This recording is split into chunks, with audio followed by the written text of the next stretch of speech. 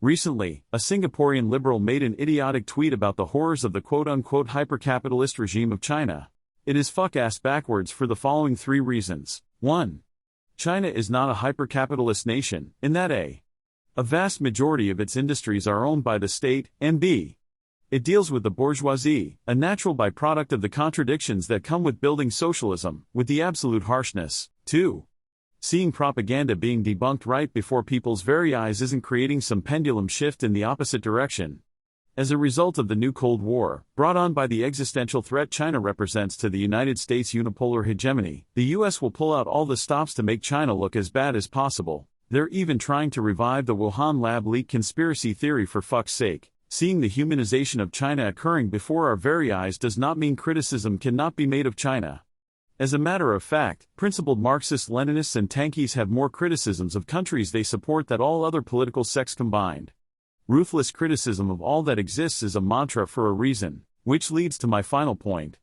A lot of the criticisms being made of China and similar countries and entities, whether it be Burkina Faso, DPRK, Venezuela, Cuba, are never made on countries like Ukraine, Taiwan, Georgia, etc. They'll talk all this bullshit about China oppressing Uyghurs in Xinjiang, but yet they'll never talk about the plight of the Assyrians in Rojava, where they are having their language banned, their residences destroyed, and their leaders murdered. Maduro is an undemocratic dictator who rigs elections and crushes dissent, but yet Ukraine can ban socialist parties from parliament and not hold elections. Putin is a reactionary tyrant who is friends with Netanyahu and caters to oligarchs, but yet an al-Qaeda terrorist who not only handing Syria over to Israel on a silver platter, but is oppressing queer and trans people and committing a genocide on Alawites is okay because Muassad is worse. Burkina Faso is a shithole because there is no gay rights, but yet Ukraine not having marriage equality is okay apparently. They will demonize Stalin and Mao as bloodthirsty tyrants who slaughtered millions upon millions of people, but will chant Free Tibet at the top of their lungs,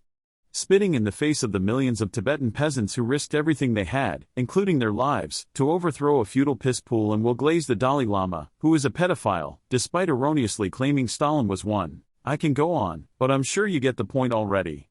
The Western left and their hangers-on not only have an addiction to failure, which other people have covered extremely well, but they also have a major white savior problem. They view leftism not as a way for marginalized people to rise up and dictate their own destiny, but a way to virtue signal by tokenizing those they view as helpless. For example, they view the genocide of the Palestinian people as a tragedy not because they are staring at the barrel of a gun, Israel in this case, being wielded by Western imperialism for its complete benefit. They view the Palestinians as helpless darkies that need to be rescued by the infinite benevolence of the NGO left.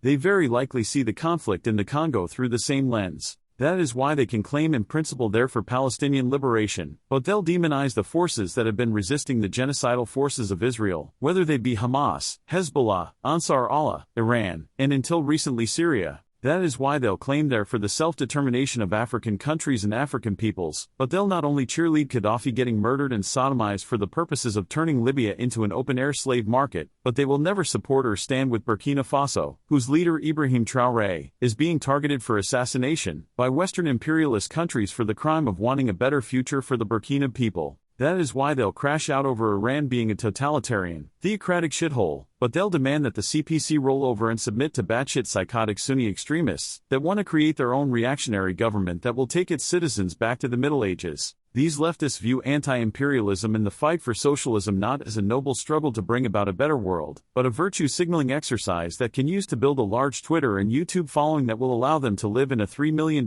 mansion in West Hollywood. And what pisses them off about ICE countries is not their so-called human rights violations, it's not their perceived deviation from socialism, it's that their gains and successes, in spite of the most dangerous power in the history of civilization breathing down their necks, are making their activism look like the joke that it really is. They think marching in protests holding signs like Free Tibet, Slava Ukraini, and Taiwan as a country is what constitutes effective leftist praxis, but it doesn't. They think anti-imperialism is defending little small being countries from ostensibly big aggressive countries, but it isn't. I would hope that these compatible leftists will realize that sooner than later.